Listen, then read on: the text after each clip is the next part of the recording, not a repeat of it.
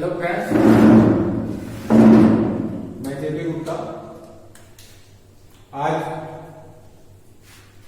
के इस next video में लॉर्ड मैकाले का विवरण पत्र के बारे में बात करेंगे। अभी तक हमने बात की स्वतंत्रता पूर्व जो प्राथमिक शिक्षा का विकास रहा वो कैसा रहा। उसके बाद हमने 1813 का आज्ञा पत्र देखा। 1813 के आज्ञा पत्र के पश्चात उसमें एक विवाद उठा था प्राच्य पाश्चात्य विवाद। उस प्राच्य पाश्चात्य विवाद का हल लॉर्ड मैकाले ने निकाला था।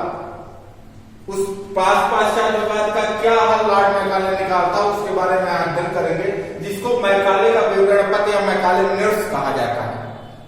उस पाश्चात्य विवाद का हल जो उन्होंने दिया था, इसीलिए कहा गया कि जो मैकाले का विवरण पत्र है उसकी जो भूमिका बनी, उसकी भूमिका यही बनी कि 1813 के जो आज्ञा पत्र के 83 धारा थी, धारा 43 में जो साहित्य शब्द और भारतीय विद्वान शब्द, इन दो शब्दों में बहुत ज्यादा दिक्कत थी। जो प्राच्यवादी थे वो अपनी अलग व्याख्या कर रहे थे, जो पाश्चात्यवादी थे वो अपनी अलग व्याख्या कर रहे थे। साथ साथ शिक्षा के माध्यम को लेकर भी विवाद था। तत्पश्चात हर 20 साल बाद इनका चार्टर प्रस्तुत होता है, विवरण पत्र आज्ञा पत्र प्रस्तुत होता था। तो 1933 का जब चार्टर आया तो उसमें जो 1813 में जो राशि 1 लाख रुपए थी वो राशि बढ़ाकर 10 लाख रुपए कर दी गई। और जब अनुदान की राशि 10 लाख रुपए हो गई तो इसमें यह विवाद जो हुआ और उग्र रूप ले लिया। जब विवाद उग्र रूप ले लिया तो 10 जून 1834 को, कब 10 जून 1834 को लॉर्ड मैकाले गवर्नर जनरल की काउंसिलिंग का कानूनी सलाहकार बनाकर भारत भेजा गया। कब 10 जून 1834 को लॉर्ड मैकाले को गवर्नर जनरल की काउंसिलिंग का कानूनी सलाहकार, गवर्नर जनरल की काउंसिलिंग का कानूनी सलाहकार बनाकर भारत भेजा गया। और मैकाले के बारे में थोड़ा सा जान लेते हैं कैसा था। मैकाले पूर्णतः पाश्चात्यवादी था। साथ साथ अंग्रेजी भाषा और साहित्य का वो प्रकांड विद्वान था, बहुत ज्यादा उसको ज्ञान था अंग्रेजी भाषा और साहित्य। इसके साथ ही वह अच्छा लेखक और वक्ता भी था। तत्कालीन गवर्नर उस समय भारत के जो गवर्नर जनरल थे वो लॉर्ड विलियम बेंटिक थे। लॉर्ड विलियम बेंटिक ने उन्हें जन शिक्षा समिति का क्या नियुक्त कर दिया? अध्यक्ष नियुक्त कर दिया। लॉर्ड विलियम बेंटिक ने इसका जन शिक्षा समिति का अध्यक्ष नियुक्त कर दिया और साथ ही साथ उसको यह उत्तरदायित्व दिया कि वह 1813 के धारा 43 के जो विवाद उठा था प्राच्य पाश्चात्य वाला, उसका वो हल निकाले। तो इसके लिए ये उत्तरदायित्व उसको मिल गया। और जब मिल गया तो मैकाले ने सर्वप्रथम क्या किया? 1813 के जो आज्ञा पत्र की धारा 43 हुई थी उसका उसने गहन अध्ययन किया। साथ ही साथ प्राच्यवादी और पाश्चात्यवादी ने अपने अपने क्या तर्क दिए थे, जो उन्होंने उसका अर्थ निकाला था साहित्य भारतीय विद्वान का, उसमें उन्होंने अपने क्या तर्क दिए थे, जिसके बारे में कल अध्ययन कर चुके हैं, क्या क्या तर्क दिए थे, उसका भी गहन अध्ययन किया। इन दोनों के गहन अध्ययन के पश्चात 2 फरवरी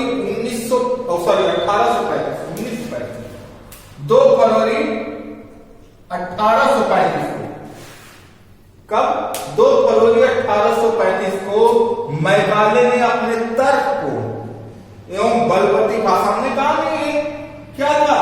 कुशल वक्ता और लेखक।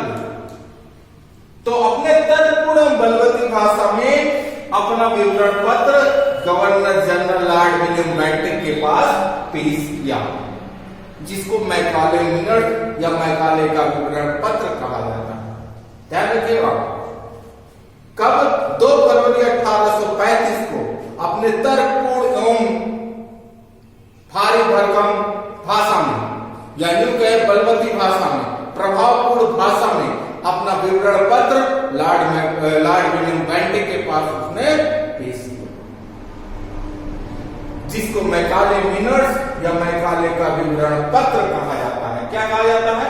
मैकाले का विवरण पत्र कहा जाता है।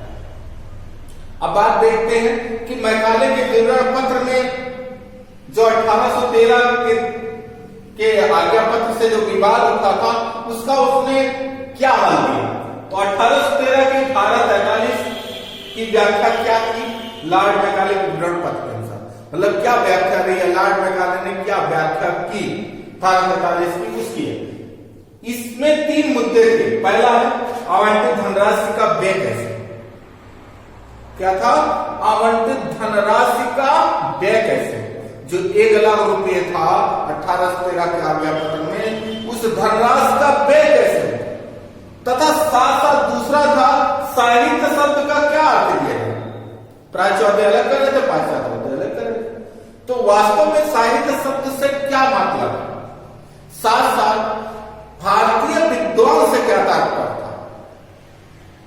भारतीय साहित्य को जानने वाले विद्वान या अंग्रेजी साहित्य को जानने वाले भारतीय विद्वान, कौन से विद्वान से लिया जाए? इन तीनों बातों का, इन तीनों मुद्दों का मैकाले ने अपने विवरण पत्र में स्पष्ट किया है कि इनका क्या मतलब है, या 1813 के आज्ञा पत्र में जो ये शब्द लिखे हैं, इन शब्दों का वास्तविक मतलब क्या है, उसका तर्कपूर्ण समाधान उसने सुझाया था। देखते हैं तीनों बातों का क्या कहा, धनराशि के बारे में क्या कहा, साहित्य के बारे में क्या कहा और भारतीय विद्वान के बारे में क्या कहा।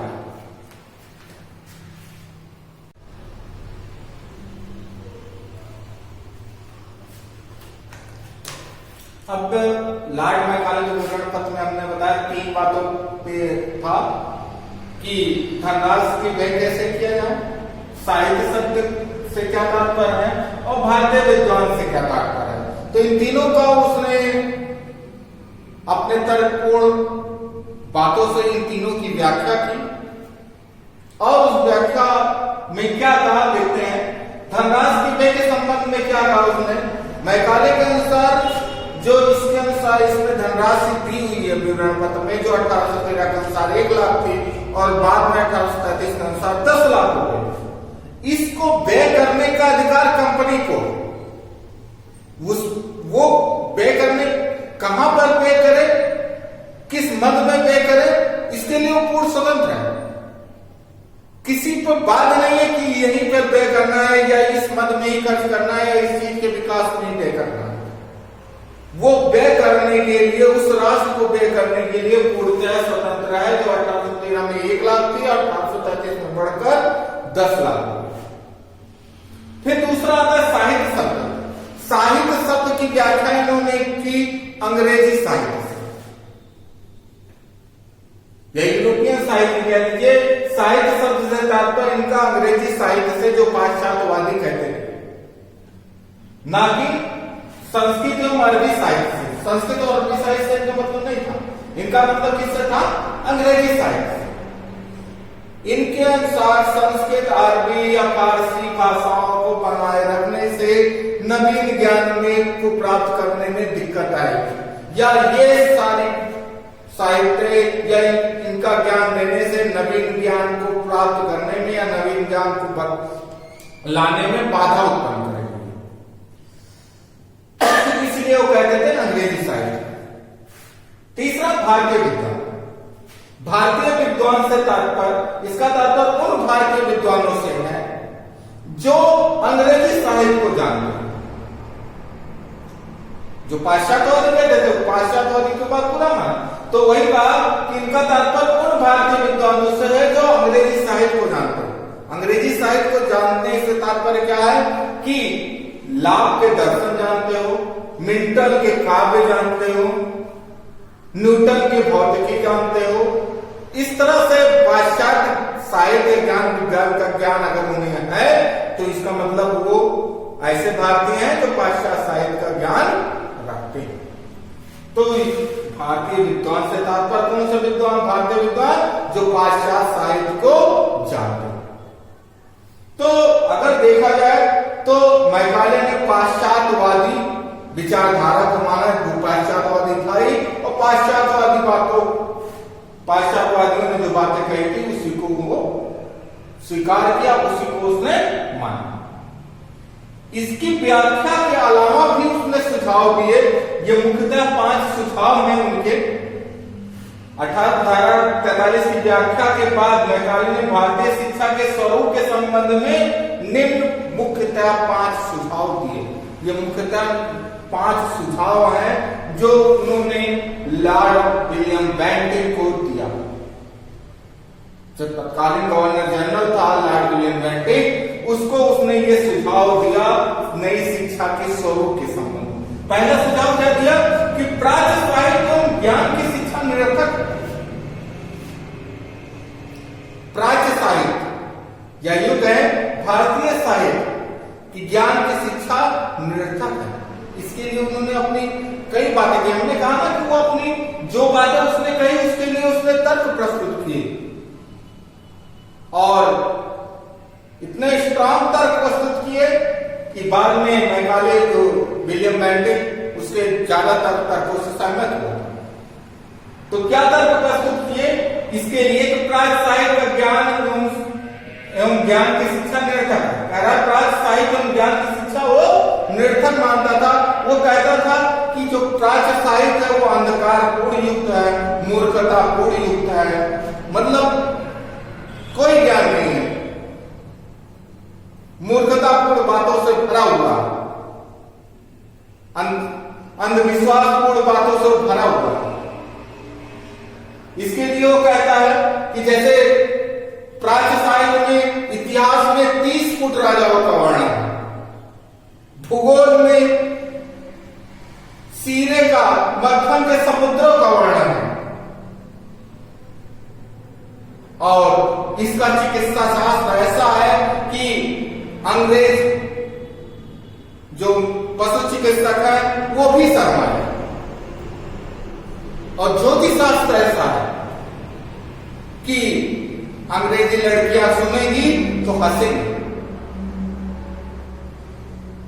तो इस तरह से न इतिहास को माना, इतिहास को बताया, 30 फुट राजाओं का वर्णन किया है, भूगोल में मक्खन और सीने के समुद्रों का वर्णन है, ज्योतिष चिकित्सा शास्त्र ऐसा है कि वहां के लोग हंसेंगे। चिकित्सा शास्त्र उन्होंने बताया कि अंग्रेजी जो जानवर के डॉक्टर है वो भी शर्मा जाएगा कि चिकित्सा शास्त्र देखकर। शायद उसको पता नहीं था, इसलिए वह इस तरह की बातें कर रहा था। भारतीय साहित्य के बारे में उसको ज्ञान नहीं था, लेकिन इस बात को उसने कहा, इसीलिए कहा कि ये ऐसे ऐसे मूर्खतापूर्ण बातों में सब भरा हुआ है, इसलिए इसका ज्ञान देना निरर्थक है। अरबी और संस्कृत पर जो सरकारी व्यय हो रहे हैं उसको बंद किया जाए। क्या किया जाए? इस प्रकार के व्यय को, अरबी संस्कृत के ज्ञान देने, साहित्य को ज्ञान देने में जो सरकारी व्यय हो रहे हैं उन व्ययों को क्या कर दिया जाए? बंद कर दिया जाए। तथा इसके मुद्रण एवं प्रकाशन पर भी जो व्यय किए जा रहे हैं, जो छपाई लिखाई पर भी जो व्यय किए जा रहे हैं, वो भी तुरंत बंद कर दिए। इसके संबंध में कर फिर आता है पाश्चात्य साहित्य एवं ज्ञान की शिक्षा महत्वपूर्ण मानता है। इसकी बुराई की और पाश्चात्य साहित्य की वो बड़ाई करता है कि पाश्चात्य साहित्य एवं ज्ञान की शिक्षा बहुत महत्वपूर्ण है, और इसके संबंध में कहता है कि अंग्रेजी साहित्य संसार की सर्वश्रेष्ठ साहित्य है। अंग्रेजी जो साहित्य है या पाश्चात्य जो साहित्य है वो संसार की सर्वश्रेष्ठ साहित्य है। उसके आगे संस्कृत और अरबी साहित्य नगण्य है, शून्य है, 0 के बराबर।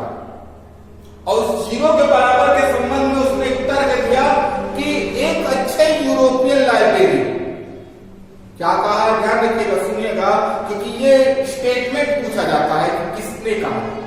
कि एक अच्छे यूरोपियन लाइब्रेरी की एक अलमारी के पुस्तक के बराबर, एक यूरोपियन लाइब्रेरी के एक अलमारी में रखे गए पुस्तक के बराबर अरबी और संस्कृत के पूरे जो साहित्य है उसके बराबर भी नहीं। कहने का तात्पर्य है संस्कृत और अरबी साहित्य यूरोपियन अलमारी में यूरोपियन लाइब्रेरी के एक अलमारी में रखे गए साहित्य के बराबर भी नहीं। समझ में आ रही बात कि पूरा जो प्राच्य साहित्य है, संस्कृत अरबी फारसी का साहित्य जो है, वो पूरा साहित्य एक अच्छे यूरोपियन लाइब्रेरी के एक अलमारी में रखी गई पुस्तकों के भी बराबर नहीं है। इतना ये कह सकते हैं तुच्छ प्रस्तुत किया उसने तुलना।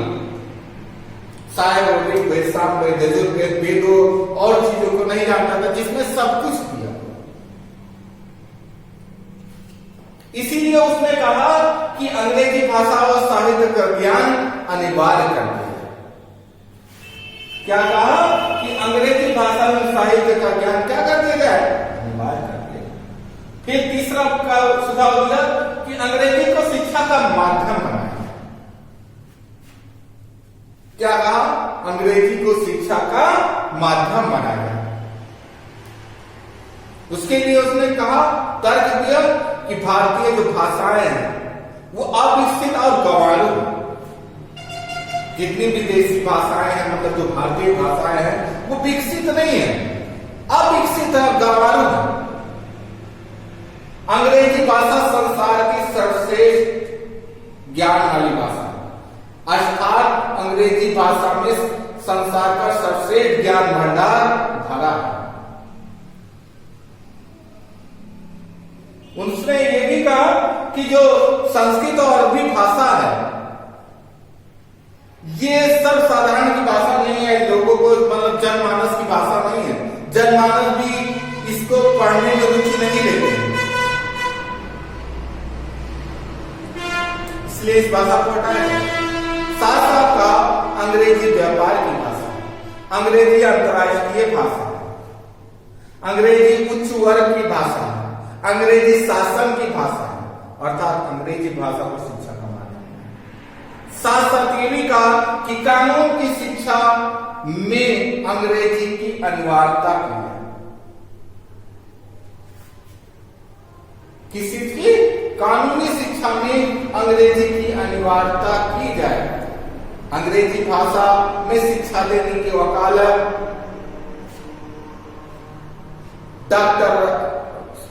अंग्रेजी शिक्षा की वकालत डॉक्टर राजा राम मोहन राय।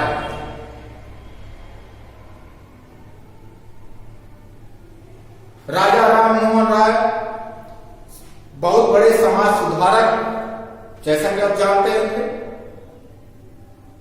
भारतीय जो आधुनिक शिक्षा है उसके अग्रदूत भी कहे जाते हैं। उन्होंने भी अंग्रेजी को शिक्षा का माध्यम बनाने की वकालत की। तो यहां यह है कि अंग्रेजी को शिक्षा का माध्यम बनाने के लिए उसने भारतीय भाषाओं को गंवारू भाषा, अविकसित भाषा कहा, और अंग्रेजी को शिक्षा का माध्यम बनाने के लिए अंग्रेजी को संसार के सर्वश्रेष्ठ ज्ञान वाली भाषा कहा, संसार के व्यापार वाली भाषा कहा, अंतर्राष्ट्रीय भाषा कहा, उच्च वर्ग की भाषा कहा। मतलब इसकी बड़ाई की और भारतीय भाषा की निंदा की। फिर चौथा महत्वपूर्ण सुझाव था कि उच्च वर्ग के लिए उच्च शिक्षा संस्थाओं की स्थापना की जाए। उसने कहा कि सरकार के पास इतना धन नहीं, कंपनी के पास इतना धन नहीं है कि वो जनसाधारण के लिए शिक्षा की व्यवस्था करे। इसलिए उच्च वर्ग के लिए उच्च शिक्षा संस्थाओं की स्थापना की जानी चाहिए। उसने दो वर्ग बनाने की वकालत की, उच्च वर्ग और निम्न वर्ग। उसका कारण क्या था कि अंग्रेजों और भारतीयों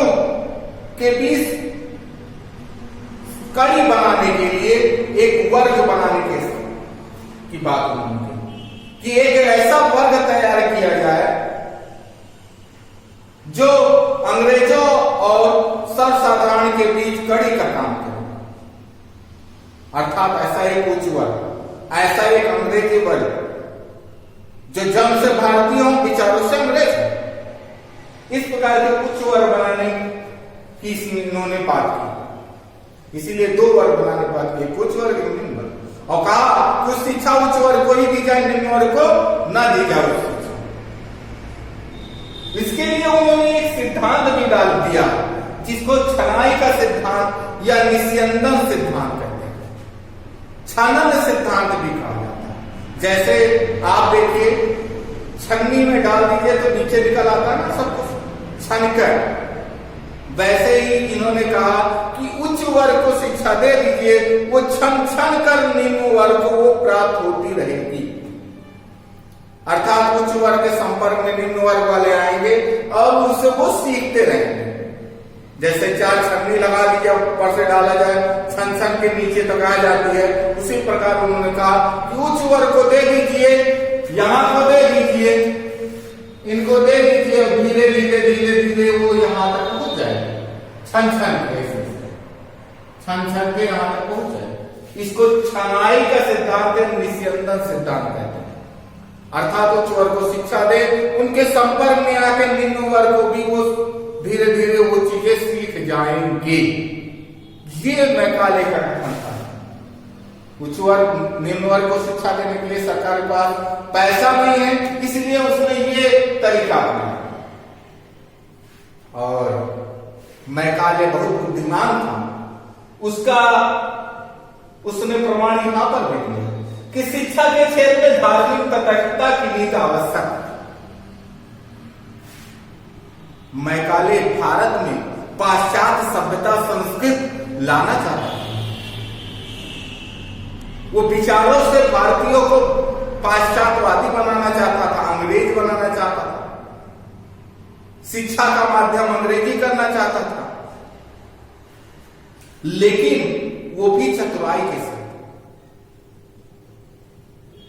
चतुराई उसने ये दिखाई कि उसने कहा कि स्कूल में धर्म, किसी भी धर्म की शिक्षा न दी, क्योंकि वो जानता था अगर ये चीज किया गया तो हिंदू और मुसलमान दोनों भड़क उठेंगे और उसका विरोध करेंगे। तो विरोध ना हो, इसके लिए उसने कहा कि किसी भी धर्म की शिक्षा स्कूलों में ना दी जाए। इसीलिए कहा तटस्थता मतलब तटस्थ बने रहो, किसी भी धर्म को ना मानो, किसी भी धर्म की शिक्षा ना हो। जैसे अभी तक हमने पीछे पढ़ा था, 1813 से पहले जितने भी मिशनरी थे, जो भी स्कूल खोले थे, उसमें ईसाई धर्म की शिक्षा अनिवार्य थी। तो यहां पर उसने सुझाव दिया कि शिक्षा के क्षेत्र में धार्मिक तटस्थता की नीति बनाई जानी चाहिए, आवश्यक है। अगर धार्मिक तटस्थता नहीं बनाएंगे तो हिंदू मुसलमान भड़क सकते हैं, विद्रोह कर सकते हैं। तो ये मुख्य 5 उसने सुझाव दिए नई शिक्षा के स्वरूप के लिए, और इन सभी सुझाव के पीछे अपने तर्क भी प्रस्तुत किए कि ये सुझाव क्यों मानना चाहिए। अब लॉर्ड विलियम बेंटिक इसमें से क्या सुझाव मानता है, किस प्रकार शिक्षा नीति आगे देता है, देखते हैं।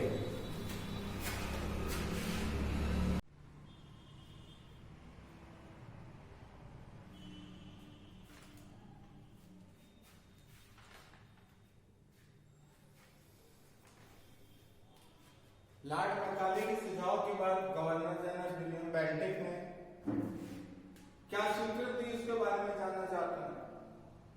कि जब 2 फरवरी 1835 को लॉर्ड विलियम बेंटिक ने 2 फरवरी को लॉर्ड मैकाले ने अपना सुझाव प्रस्तुत किया, तो 7 मार्च 1835 को इसकी मुख्य सिफारिशों को मानते हुए जो गवर्नर जनरल थे लॉर्ड विलियम बेंटिक ने नई शिक्षा नीति प्रस्तुत की, नई शिक्षा नीति घोषित की, जिसकी मुख्य घोषणाएं निम्नलिखित थी। या मुख्य बातें निम्नलिखित थी। ये 4 मुख्य बातें थी उस नई शिक्षा नीति की।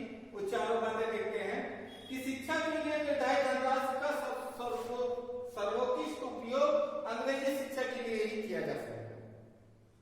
अर्थात उन्होंने कहा कि जो शिक्षा के लिए निर्धारित धनराशि अगर उसका सर्वोत्तम उपयोग है तो वो अंग्रेजी शिक्षा के लिए ही है, अर्थात इसको अंग्रेजी शिक्षा पर ही व्यय किया जाए।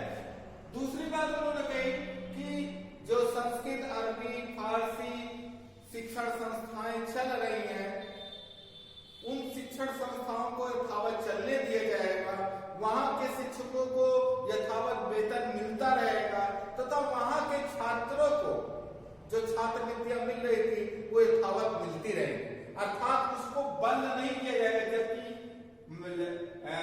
लॉर्ड मैकाले ने इसको बंद करने का सुझाव दिया था, लेकिन विलियम बेंटिक ने इसको यथावत चलने और अनुदान को यथावत जारी रखने का आदेश दिया या नई शिक्षा नीति में घोषणा की।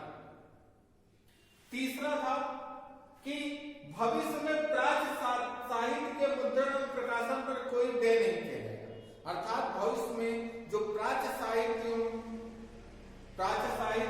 है उसके मुद्रण और प्रकाशन मतलब छपाई में और उसके प्रकाशन में कोई भी व्यय नहीं किया जाएगा। अब छपाई प्राच्य साहित्य का बंद कर दिया जाएगा, प्रकाशन उसका बंद कर दिया जाएगा और इससे जो धनराशि बचेगी, इसीलिए कहा 30 से बचने वाली धनराशि मतलब ये छपाई और मुद्रण और प्रकाशन से जो धनराशि बचेगी उस धनराशि को अंग्रेजी भाषा, अंग्रेजी साहित्य एवं पाश्चात्य ज्ञान विज्ञान के विकास में लगाया जाएगा। ठीक, यहां से जो धनराशि बचेगी वो भी अंग्रेजी भाषा, अंग्रेजी साहित्य और पाश्चात्य ज्ञान विज्ञान के विकास में वो धन भी खर्च किया जाएगा। ये मुख्य 4 घोषणाएं की थी नई शिक्षा नीति में। किसने? लॉर्ड विलियम बेंटिक ने। कब? 7 मार्च 1835 में, जबकि लॉर्ड मैकाले ने 2 फरवरी 1835 को अपना सुझाव गवर्नर जनरल के पास, governor general lord William Bentinck के पास प्रस्तुत किया था। ठीक, ये दोनों डेट ध्यान रखें। 7 मार्च 1835 और प्रस्तुत किया था 2 फरवरी 1835, लगभग 1 महीने के बाद उन्होंने नई शिक्षा नीति की घोषणा कर दी। अब बात करते हैं मैकाले के विवरण पत्र का मूल्यांकन, जिसके अंतर्गत देखेंगे इसका गुण दोष क्या है और इसका प्रभाव क्या पड़ा, तात्कालिक प्रभाव क्या रहा और दीर्घकालिक प्रभाव क्या रहा। तो सबसे पहले देखते हैं मूल्यांकन के अंतर्गत गुण एवं दोष। क्या गुण रहा है इस विवरण पत्र का, क्या अच्छाइयां रही और क्या इसके बुराइयां रही या इसके दोष क्या रहे इस विवरण पत्र के। अगर अच्छाइयों की बात करते हैं सबसे पहले तो प्राच्य पाश्चात्य विवाद का तर्कपूर्ण निर्णय लेना। जो विवाद 1813 से चलकर 1835 लगभग 22 सालों तक इसी प्रकार बना रहा, किसी ने इसका हल प्रस्तुत नहीं कर पाए थे, उसका एक निष्कर्ष या एक तर्कपूर्ण हल प्रस्तुत किया था। ये भी इस विवरण पत्र की विशेषता थी, अच्छाई थी। कम से कम इस विवाद का अंत तो किया उन्होंने, चाहे किस भी रूप में किया। पाश्चात्य भाषा, साहित्य एवं ज्ञान विज्ञान की वकालत की। ये अच्छी बात थी कि वो पाश्चात्य साहित्य, ज्ञान विज्ञान एवं भाषा की वकालत की थी, उसको भारतीयों को देने की बात की थी, पाश्चात्य ज्ञान विज्ञान सिखाने की बात की थी। ये अच्छी बात थी क्योंकि इससे भारतीयों का विकास भी होता और भारतीय अपने कर्तव्यों के प्रति जागरूक होगा। प्रगतिशील शिक्षा की वकालत मतलब आगे बढ़ने वाली शिक्षा, पाश्चात्य शिक्षा की वकालत की थी कि सभी को प्रगतिशील शिक्षा दी जाए, आगे बढ़ने वाली शिक्षा दी जाए, जिससे इनका विकास हो सके। इसके विकास करने का मकसद यह था कि हमें अच्छे कलर मिल सके, लेकिन साथ साथ ये तो था उसका मंशा, लेकिन साथ साथ तो भारतीयों का विकास भी हुआ तो अपने अधिकारों के प्रति भी जागरूक हो सके, अपनी स्वतंत्रता संप्रभुता के प्रति भी जागरूक हो सके। तो वही चीज कह रहा है, प्रगतिशील शिक्षा की वकालत की, ये इसके गुण थे। शिक्षा के क्षेत्र में धार्मिक तटस्थता की नीति अपनाई थी। हमने बताया 1813 से पहले जितने भी मिशनरियां, पाश्चात्य मिशनरियां थी, ईसाई जो यूरोपीय देश के ईसाई मिशनरी थी, जिन्होंने भी स्कूल खोला, उन्होंने अपने स्कूलों में ईसाई धर्म की शिक्षा अनिवार्य कर दी। लेकिन इन्होंने धार्मिक निष्ठा की नीति अपनाई, अर्थात किसी भी धर्म को की शिक्षा स्कूलों में न दी जाए, ये अच्छी बात थी, जिससे कोई विवाद पैदा न हो। ये भी इस विवरण पत्र की अच्छी बात है। अगर इसके दोष देखा जाए तो 1813 के धारा 43 की व्याख्या पक्षपातपूर्ण, हमने जैसे कहा कि ये टोटल विवाद का हल इन्होंने तर्कपूर्ण ढंग से दिया, लेकिन टोटल बात मानी पाश्चात्यवादियों की, प्राच्यवादियों की बातें नहीं मानी, तो इसकी व्याख्या कह सकते हैं पक्षपातपूर्ण इन्होंने की, क्योंकि वो पाश्चात्य साहित्य को जानने वाला था, पाश्चात्य साहित्य को सपोर्ट करने वाला था, पाश्चात्य साहित्य की तरफ ही इसका धारा 43 की व्याख्या कर दी। साथ साथ प्राच्य साहित्य की आलोचना द्वेषपूर्ण मतलब इच्छा बस उसने की, वो भारतीयों को देखकर जलता था, घृणा करता था, उनको पसंद नहीं करता था। जैसे ईर्ष्या बस हम किसी की हमें अच्छाइयां नहीं दिखती, अगर हम किसी से ईर्ष्या करते हैं, किसी से जलन करते हैं, तो हमें बस उसकी बुराइयां देखने मन करता, भले वो अच्छाइयों को खा नहीं क्यों ना, तो उसके अंदर हम बुराइयां ही ढूंढते हैं, हम बुराइयां ही बताते हैं लोगों को, इसके अंदर ये बुराइयां, उसके अच्छाइयां कभी, तो वही हाल लॉर्ड मैकाले का था। नहीं तो चारों वेदों में संसार का ज्ञान भरा था, उसको पता ही नहीं था। और प्राच्य साहित्य की इतनी घोर आलोचना उन्होंने कर दी, जैसा भी हमने पीछे बताया, अपने सुझाव में उन्होंने बताया।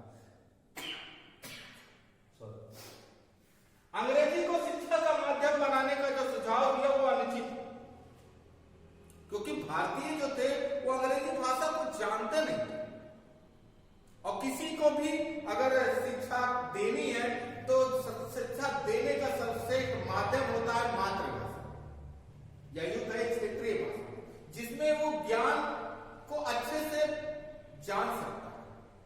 बाद में उसको अंग्रेजी भाषा, किसी भाषा का ज्ञान कराया जाए वो ठीक है, लेकिन शुरुआत में शिक्षा देने का जो माध्यम शुरू में होना चाहिए वो होना चाहिए मातृभाषा, तभी वो शिक्षा को अच्छी प्रकार से समझ सकेगा, उसका बोध स्तर अच्छा होगा। लेकिन इन्होंने शिक्षा को, अंग्रेजी को शिक्षा का माध्यम बनाया और भारतीय भाषा को गंवारू और अविकसित भाषा क्या, ये बात इन्होंने अनुचित की। साथ साथ केवल उच्च वर्ग की शिक्षा का सुझाव दिया वो अनुचित, जो उच्च शिक्षा के बारे में उन्होंने कहा कि केवल उच्च वर्ग को शिक्षा दी जाए, वो अनुचित। ऐसा कभी नहीं होता कि उच्च वर्ग को ही शिक्षा दी जाए। ये इन्होंने कहा कि सरकार के पास धन ही नहीं है जन साधारण को शिक्षा देने की, ये गलत है, ये सही नहीं था, क्योंकि शिक्षा पर सबका हक है, सभी को मिलना चाहिए था, ये नहीं कि सिर्फ उच्च वर्ग को मिले। और साथ साथ इसी के अंदर जो निस्यंदन सिद्धांत का, वो बड़ा गलत कहा कि भाई एक ऊंचे वाले दे दो, उसके संपर्क में आके नीचे वाला सीखता जाएगा, ऐसा पूरी जिंदगी निकल जाए, कुछ नहीं होता। और ऊपर वाला सिखाना कहाँ चाहेगा, वो नीचे वाले को तुच्छ ही समझेगा, क्योंकि उच्च वाले को शिक्षा देंगे तो बेचारा से तो अंग्रेज हो रहा है। तो निस्यंदन सिद्धांत की पुष्टि भी उन्होंने अनुचित करी थी कि ऊपर को देंगे, उनके संपर्क में नीचे वाले आएंगे और उनको विज्ञान उसका होता जाएगा, ये बात इन्होंने गलत कही, ऐसा नहीं है, व्यवहार में ऐसा पॉसिबल नहीं है। तो ये इसके गुण थे, ये दोष थे। अब देखते हैं मैकाले के विवरण पत्र का प्रभाव।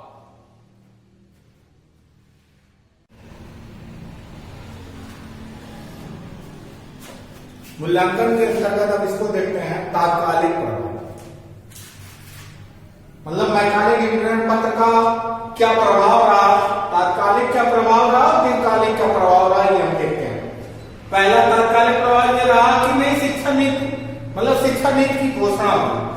अभी तक हमने अभी पीछे बताया कि कोई शिक्षा नीति की घोषणा नहीं होती, ईसाई मिशनरी अपने हिसाब से जैसे चाहते थे स्कूल खोलते थे और जैसे चाहते थे शिक्षा देते थे, तो कोई शिक्षा नीति की घोषणा नहीं होती। पहली बार शिक्षा नीति की घोषणा हुई, ये तात्कालिक प्रभाव रहा कि शिक्षा नीति की घोषणा हुई। साथ ही साथ अंग्रेजी शिक्षा प्रणाली का भी विकास हुआ, अंग्रेजी को इन्होंने ज्यादा जोर दिया था और लॉर्ड विलियम बेंटिक ने भी इसको माना था। अतः अंग्रेजी शिक्षा प्रणाली की शुरुआत भारत में हो गई। साथ साथ अंग्रेजी को राजकाज की भाषा घोषित, अंग्रेजी को राजकाज की भाषा घोषित की लॉर्ड ऑकलैंड ने 1837 में। लॉर्ड ऑकलैंड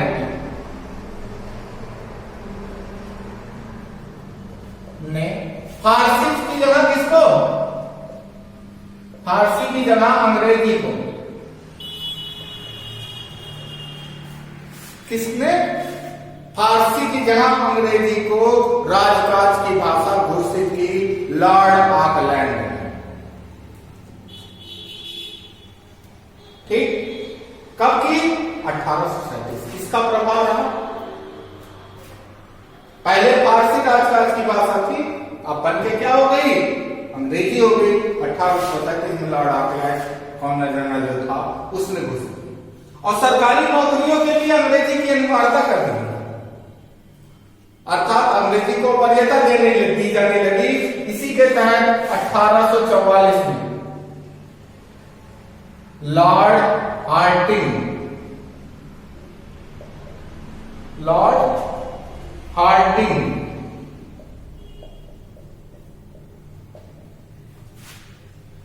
सरकारी नौकरी में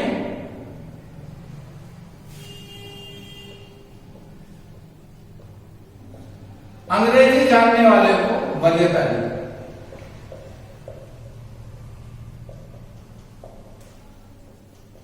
वरीयता,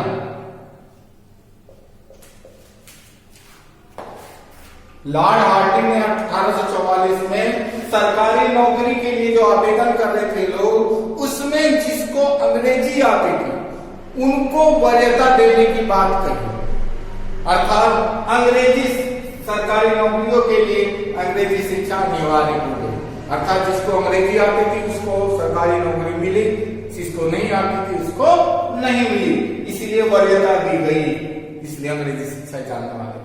ये था तात्कालिक प्रभाव। अगर इस विवरण पद के दीर्घकालीन प्रभाव की बात करें तो भारतीयों को पाश्चात्य भाषा साहित्य और ज्ञान विज्ञान की जानकारी है।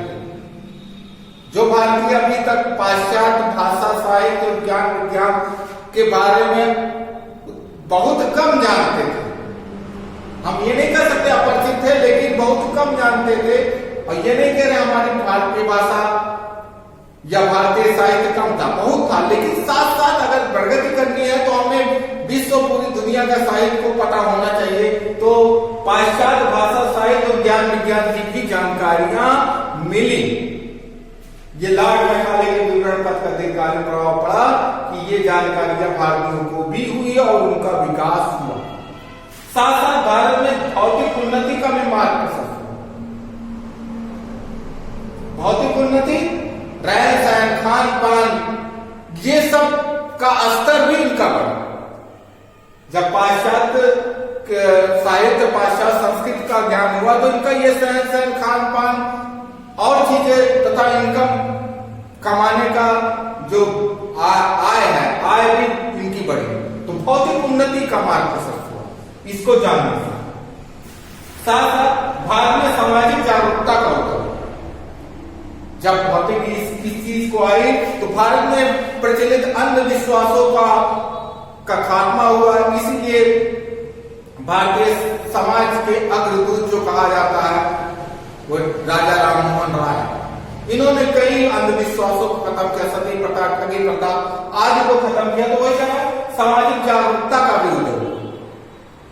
सामाजिक जागरूकता के अग्रदूत कहे जाते हैं राजा राममोहन राय। तो सामाजिक जागरूकता का उदय हुआ, विभिन्न प्रकार के अंधविश्वास, ये सारी चीजें खत्म हुई, कुप्रथाएं, ये सब चीजें खत्म हुई। भारत में राजनीतिक जागरूकता का विकास हुआ और स्वतंत्रता, समानता, भ्रातृत्व, इन सब शब्दों का मतलब जाना, इन सब शब्दों का मतलब जाना, इनको प्राप्त करने की शक्ति इनमें आई। इसीलिए विभिन्न प्रकार के आंदोलन भी, राष्ट्रीय पार्टियां भी बनी और शासन प्रशासन कैसे चलाना है, किस प्रकार से पाश्चात्य वाले चलाते, उस चीज का जानकारी। तो राजनीतिक जागरूकता का भी उदय हुआ। भारत में अंग्रेजी भाषा का वर्चस्व, अंग्रेजी भाषा को जानने वालों को ज्यादा अच्छा समझे जाने लगा। आज के समय में भी है, जो अंग्रेजी जानता है उसको ज्यादा अच्छा समझता है, जो अंग्रेजी नहीं जानता उसको मूर्ख समझते हैं, कहते कम पढ़ा लिखा। तो इसका प्रभाव यह है कि अंग्रेजी भाषा आज हर जगह छाई हुई। आज भी देख लीजिए, हर कार्यालय, हर ऑफिस या जल संसाधन में अंग्रेजी का ही वर्चस्व है। साथ साथ पाश्चात्य भाषा, पाश्चात्य सभ्यता और संस्कृति का भी प्रवेश हो गया।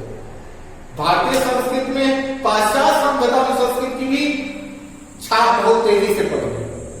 हम पाश्चात्य सभ्यता संस्कृति के हिसाब से पहनने ओढ़ने लगे, उसके अनुसार हमारा खान पान हो गया, हमारा रहन सहन हो गया, तो इसका भी प्रभाव पड़ा।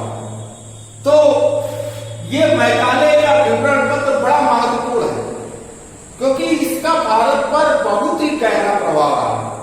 और हमने देखा भी किस प्रकार से तुरंत क्या प्रभाव पड़ा और दीर्घकालीन क्या इसका प्रभाव रहा। मैकाले करना तो भारत का बुरा चाहता था, लेकिन वो कल अच्छा गया।